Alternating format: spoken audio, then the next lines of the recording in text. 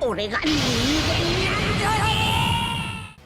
Alright, so in this one, I want to go over this explanation, I guess, discussion that Game Press put up. It is about the meta shift of what Gogeta has created, and I'm just curious their take on it, and, you know, how they feel it'll affect the game, right? There's not much actual content going on in game because, well, we got a Zenkai, and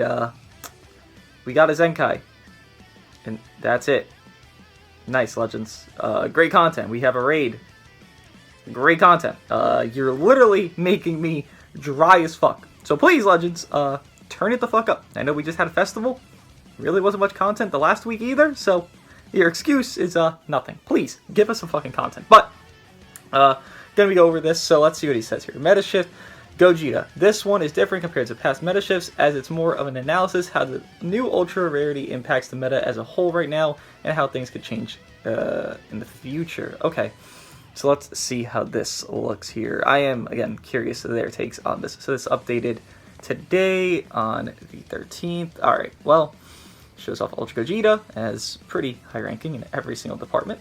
Top 100, I'd say, was pretty good, so having him there, very nice. But let's read what they say. Some novels here, and I'll obviously agree or disagree at some points, right? So it's been a few weeks since Gogeta was first released, and by now everybody that has played a substantial amount of games in PvP should know that historically his in-game mechanic or impact will rank as high as some of the game's most infamous, holy shit I can't read, infamous behemoths. It's only fitting as Gogeta is the first Summable Ultra, and it was reasonable to expect him to significantly shake the meta. I agree. He feels like FSK level on his Zenkai. He feels like Super Vegito level on his release, Vegito Blue level on his release. He feels like the best unit in the game, undoubtedly, unquestionably, and doesn't really have a drawback to him. And that is what the best unit in the game is. They have no negatives to them, and he is that guy. On top of, you know, the teams he can be amped on, he is that guy, regardless of those teams. They just make him peak even more, right? An important factor that greatly benefited this fighter is the step-up pulls mechanic the dev team thought of new rarity, specifically the amount of Z-power you get each time you pull a copy of them. In fact, with 2000 Z-power per pull, you just need 5 copies to unlock their maximum potential, 14 stars. A drastic change of pace compared to the mind-boggling 17 copies in the past for other LFs. Yeah, Ultras being 2000 Z-power, that's insane, right? You pull twice. Oh, I got a follower. Awesome. You pull twice. You pull him twice. He's 8 stars.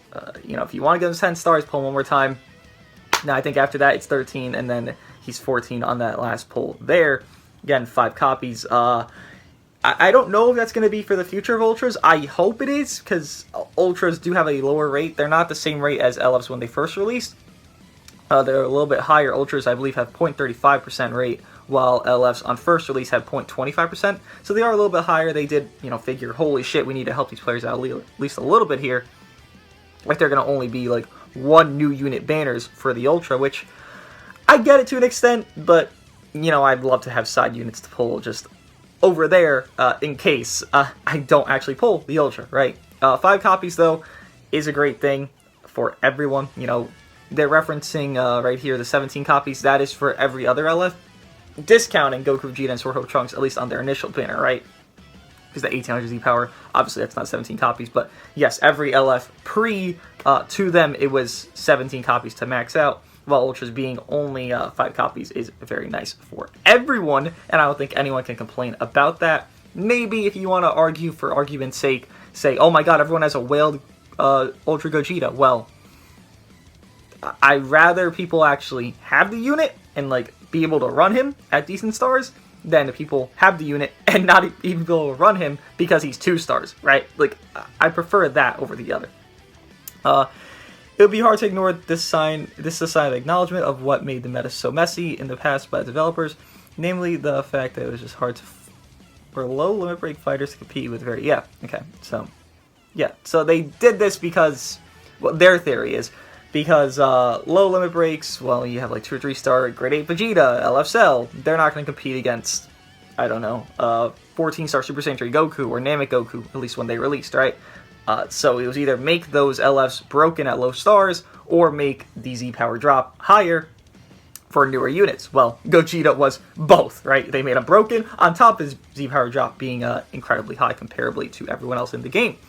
This new wave of fighters being easily attainable at high stars right off the bat started Black Friday banners, but this was implied to be a one-time thing by Toshi. Meanwhile, it seems the 2000 Z-power thing is here to stay for Ultra Fighters. Again, we don't know this. I'm hopeful for it. I'm sure they're hopeful for it because, you know, I don't want to spend more money on this game. I spend enough fucking money.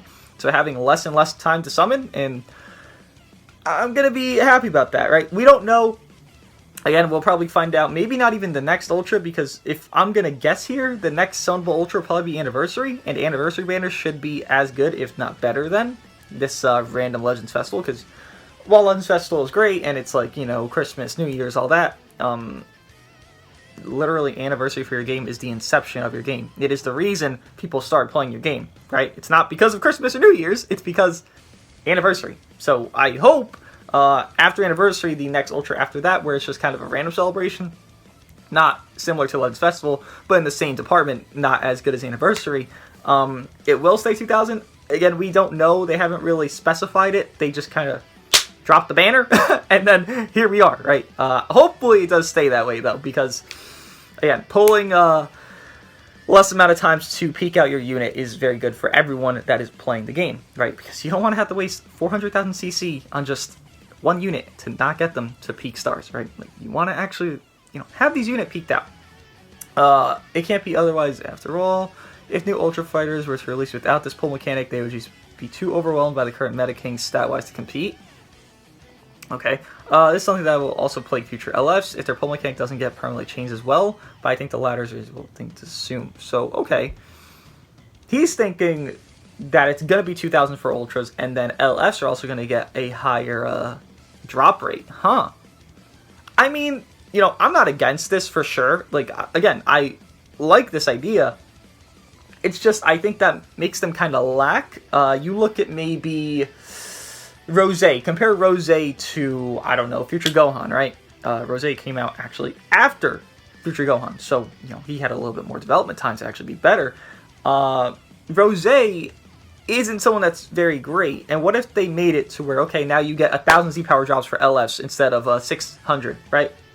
What if they start making the LFs worse because we have so much Z-power drops? They're like, okay, we can kind of chill out, because everyone's going to have the high stars, we can chill out on their kit, but then that random guy, or these random people, like free-to-play players, that are going to pull them 1 or 2 times, they're going to have a mediocre LF now, because they decide to nerf the LFs while making Ultras still beyond belief. If they increase the drop rate, I feel like that's what's going to happen. They're going to make the LFs start to be more mediocre than, you know, ever before. You know, had Super Saiyan 4 Goku, LF Rose. These are 2 LFs that really don't compare it to the rest of their tier of, you know, units in 2021 that were LFs.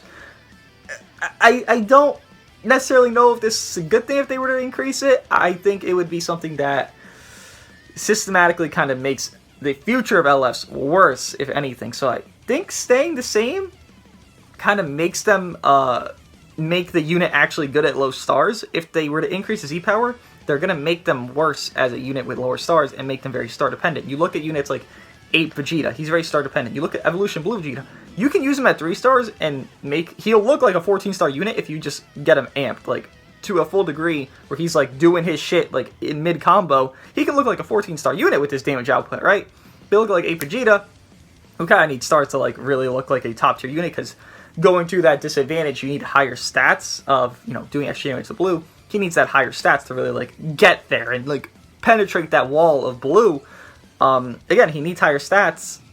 If they were to do this, they would make them a lot more star dependent, these LFs. And even personally, what do I have? A 7-star Rival Gohan? He's been out for 7 months. Like, if they made him where he's only good at red stars, I don't know. I don't know if they should change the drops on LFs. I do think it would be a good idea in theory, but again, that systematically could make them just want to nerf them, because everyone's going to have them such higher stars now. Let's make the usage of this unit have to be at, instead of 6 stars, you have to use them at 8 stars now for them to be like really good, right? I don't know. I don't know about that. So while Goku Vegeta and Sword Trunks can be seen as a spark in the darkness, Ultra Gogeta is the release that defines a new era for the game, as outlines a clear statement: Ultra Fighters will dominate, and now and in the future. And yeah, we will see. Hopefully it remains true that the newest rarity is the best unit in the game, because that is how a game should work. The newest thing should be best, not a 3-year-old Zenkai. That should not be the best thing in the game. That's just my take. I think that's fucking stupid, honestly, that old units can be as good as this, new unit that came out 2 weeks ago. I'm referring to Super Vegito, by the way. I don't think he should be as good as he actually is. I don't enjoy that, where, hey, look, they gave this unit a resurgence. Yes, give them resurgence. Make them like top 20. Don't make Super Vegito a top 5 unit. Same thing with like Super Saiyan 3 Goku, FSK. I like the idea of, Zenkai to a degree, at least with it being free and everything. But, you can chill out a little bit and not make them top 20. Make them barely top 20, maybe top 30. Make them usable, just not fucking meta-defining, right? Which is what, Super Vegito is. So I prefer if the new rarity, the new units, that's how that works. Again, it's a game. The new thing should be the hot thing, are the best, right? Another factor that helped Gogeta is the recently implemented leader slot. Yes, sir. He actually does get buffs in the leader slot, so yeah, it does help him a lot. Which allows a fighter to be used in a team and take advantage of all the ability bonus on the team regardless of its tag. In the same way, his ability will also buff all the fighters on the team. There's a condition, however, namely that for this to apply, the fighter must be brought to a match. This means that if you don't put a fighter that's good enough to be brought to a battle every time, we're going to make your team weaker if you were to use more traditional base setup to build. Yeah, so the leader slot basically helps Gogeta. Yes, it does. He also gets buffs in the leader slot, right? This is not an issue for Gogeta, as he's indubitably, fancy word, strong enough to be a top 3 unit in the game against any team you can currently encounter in PvP. I don't think he's a debatably top 3, by the way. I think he's number 1. Zero debate, zero argument. He is number 1. Number 1. He is the best unit in the game. No comparison. Encounter PvP. As a result, he enables some of the meta teams, best teams, tag and Z ability, like those with purple blue color, or Saga warriors in general. Well, I don't think he really enables movies, because you don't see movies, but he doesn't enable at least the color setup teams to work, because, well, leader slot kind of just allows any random unit to kind of just flow on any color team, because, well, he's getting the Z ability from everyone, right? Then you get those like 50% on there. Again, you leader slot, let's say, a green unit, and you're using a, blue-purple setup, where you have the 50% Fat Boo and EX14, well, you have that leader slot for that green unit. He's getting all those buffs, right? Obviously, leader slot is a great update. A good thing Legends has done, thankfully, right? You gotta acknowledge the good.